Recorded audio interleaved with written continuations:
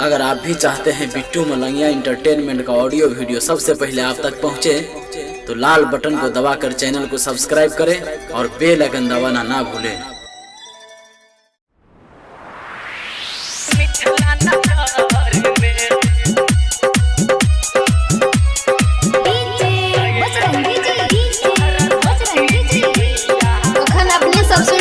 Bittu Malangia entertainment के सरस्वती जी मैया अपना मिथिला नगर में तयलखिन सरस्वती जी मैया अपना मिथिला नगर में, अपना मिथिला नगर में अटोला मोहल्ला शहर में तयाजू के दिन बरस हावन लगै छै मिथिला नगर में तयलखिन सरस्वती जी मैया अपना मिथिला नगर में।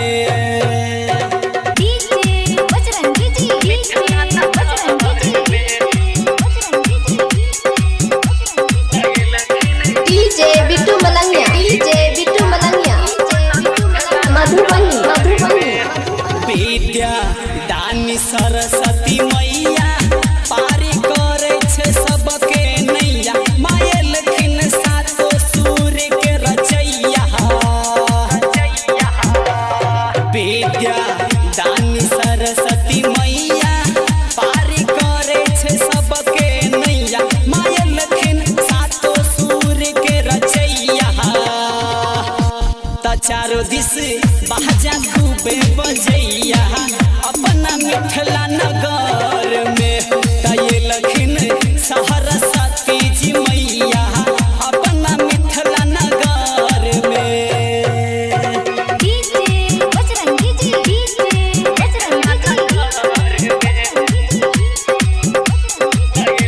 डीजे बिट्टू मलंगिया, डीजे बिट्टू मलंगिया मधुबनी मंदिर चकमक चकमक चमके फूल धूप माला सगम के, फूल धूप माला सगम के।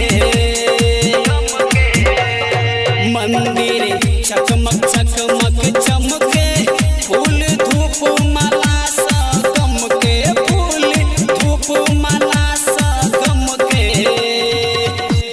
तयल खुशी के दिन समैया अपना मिथिला नगर में तयलखिन सरस्वती जी मैया अपना मिथिला नगर में।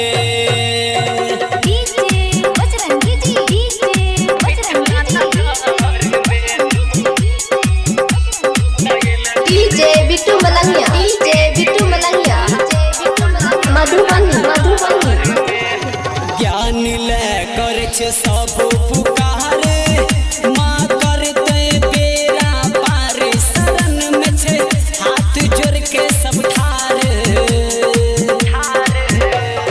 ज्ञान ले कर छै सब पुकारे माँ करते बेरा पार शरण में छै हाथ जोड़ के सब ठारे त जिंदगी सबके हेते उधारे अपना मिथिला नगर में तयलखिन सरस्वती जी मैया अपना मिथिला नगर में, अपना मिथिला नगर में अटोला मोहल्ला शहर में तयाजू के दिन बरस हावन लगै छै मिथिला नगर में तयलखिन सरस्वती जी मैया अपना मिथिला नगर में।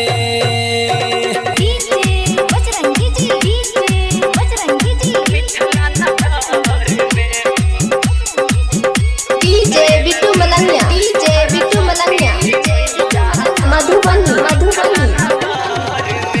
त गायक अनिल मधुबनिया गाबै छै माँ के भजनिया, गाबै छै मैया के भजनिया।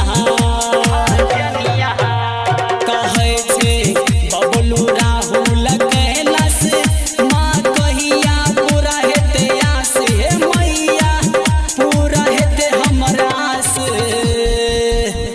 तारा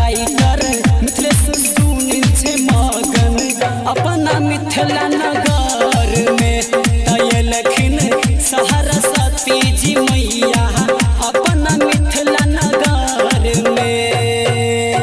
Presented by Bittu Malangia Entertainment.